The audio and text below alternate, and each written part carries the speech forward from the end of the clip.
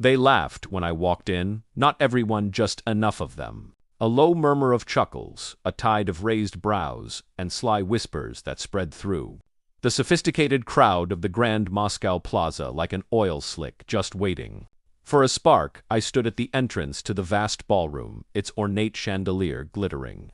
Overhead, the emblem of her company, a stylized phoenix rising, was etched in gold. Behind the polished reception desk, a waiter offered me a glass of champagne, but I waved him off. My hand was steady, my heart a cold stone, a fortress of calm amidst their sneering faces. The air was thick with the scent of money and malice, a familiar cocktail in these circles. Then came the punchline, delivered with a smirk by a man who saw himself as my replacement. "He's here, our 1-minute man." The laughter erupted louder this time.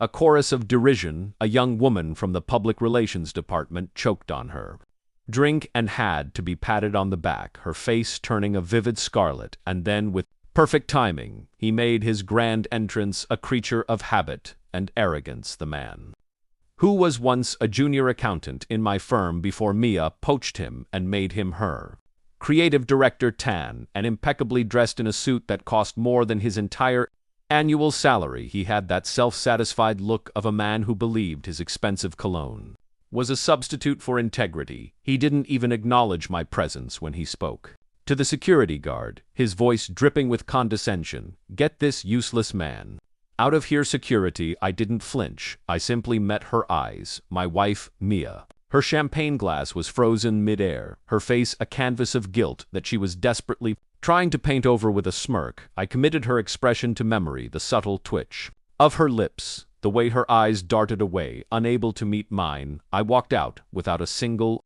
word, the last thing anyone would ever take from me without paying for it. I didn't need to speak. My silence was my declaration, a promise of what was to come.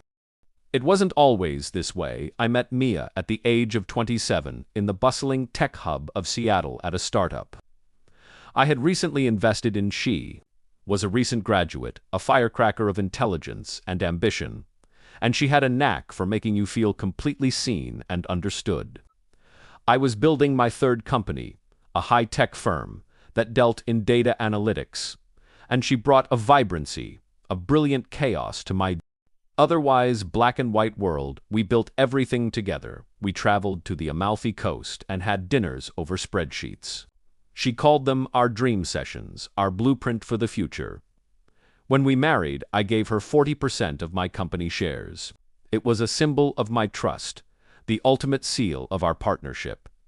She said she wasn't interested in the money, just in building a legacy with me.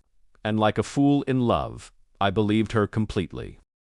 She began to complain that I was working too much, that I was losing my edge. I didn't argue, maybe I was, but she never mentioned the late-night texts, the hushed phone calls that ended abruptly, or the strange cologne sent on my clothes. I watched and waited. The first hint was a new password on her phone, a simple change that felt like a betrayal before she used to hand it to me without a second thought. Then came the locked drawers in our Beverly Hills home office, and the business trips to places like Napa Valley that she called wellness retreats, but which were booked through his company. A detail she thought I would never notice. I never confronted her. I simply observed and collected evidence. One cold night, while she pretended to be asleep in the guest room with a fake headache, I mirrored her phone to mine. I saw everything, every photo, every text message, her silly pet names for him, his for her. I found photos of them in my car, on my boat, in the bed I had custom made for us.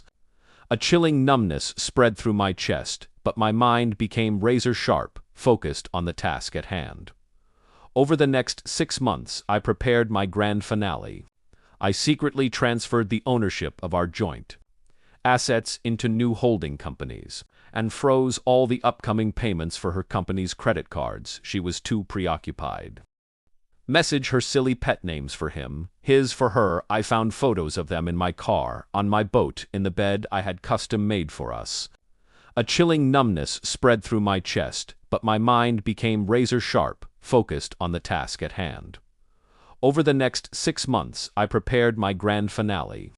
I secretly transferred the ownership of our joint assets into new holding companies, and froze all the upcoming payments for her company's credit cards. She was too preoccupied with playing the part of a successful CEO to notice the subtle shifts in her financial world. I quietly renegotiated all the supplier contracts under my name alone. Her new state-of-the-art office, I owned the land and had leased it back to my own shell company, tripling the rent. I rewrote my will with airtight clauses and met with my team of lawyers on public holidays. I hired private investigators and paid them in cash. I even had the prenup, which she never bothered to read and had simply called unromantic, revised with specific infidelity clauses. She had called it a formality, a piece of paper. I had made it a weapon. Romance had died the moment she laughed with him. So I walked out of that ballroom with a silent promise in my heart and began to pull the strings of the web I had meticulously woven. First, I froze all her company accounts, the ones she used for extravagant events, flashy advertising campaigns, and luxury travel. Canceled her company's Bali strategic retreat mid-flight, leaving 20 executives stranded with non-refundable reservations, all of which were in her name, a public humiliation designed for maximum impact. Then I called an emergency board meeting. I was the majority shareholder, 75% to be exact, and the moment I pulled out my equity, a staggering $100 million, the house of cards came crashing down. Vendors panicked, contracts defaulted, creditors called in their debts and all. Her partnerships dissolved overnight. She walked into her office the next morning to a scene of chaos, screaming staff, locked computers, and doors that wouldn't open, a digital and physical lockdown, a prison of her own making. That's when the phone calls began, a barrage of 72 missed calls in less than an hour from her, from him, and from the same mutual friends who had laughed at me just one night ago. I didn't answer. I watched my phone buzz with their frantic attempts to reach me, finding a grim satisfaction in their desperation. Then came the knock. It was raining, a soft, relentless drizzle, a perfect metaphor for her tears. She stood outside my penthouse, a woman in too high heels and a dress too soaked for dignity.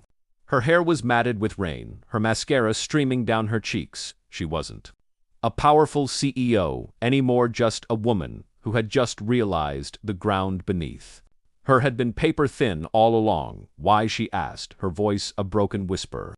A sound I had once loved. I stepped aside and let her in, not out of compassion, but to watch her squirm. She looked around, our life still perfectly